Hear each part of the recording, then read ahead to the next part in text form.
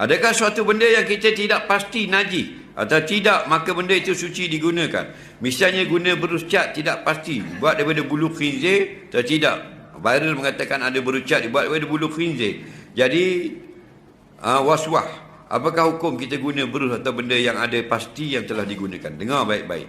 Dia kata kalau kita mari ragu satu benda itu najis ke suci, boleh guna ke tak? Jawabnya, tengok keadaan. Tengok keadaan. Kalau maknanya contoh berus cat ini banyak di negara kita ni, banyak hak suci ke banyak hak najis? Kalau banyak hak suci, hukumnya boleh menang suci.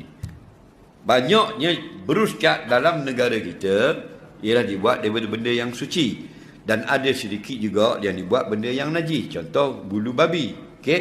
Lalu kita satu hari pergi ke kedai, datang ragu. Datang ragu, dah ni suci ke tak? Tak ada tanda. Hak hari tu tahu dah, dia tulis. Nampak tak bulu babi? Hak ni tak tulis, rasa tak sedap.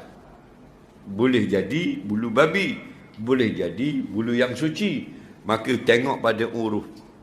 Kebiasaannya bulu yang suci, maka ambil hukum asal.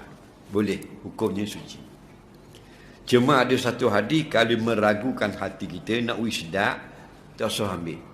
Di segi fiqh boleh lagi, kerana belum ada dalil.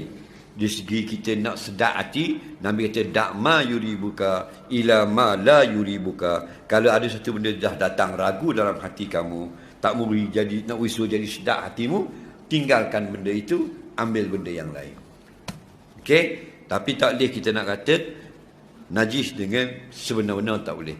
Tapi pada kita negeri, pada galiknya tempat tu, banyaknya kalau beruh bulu yang najis, maka kata pada hari yang kita datang ragu, maka menang hukum najis.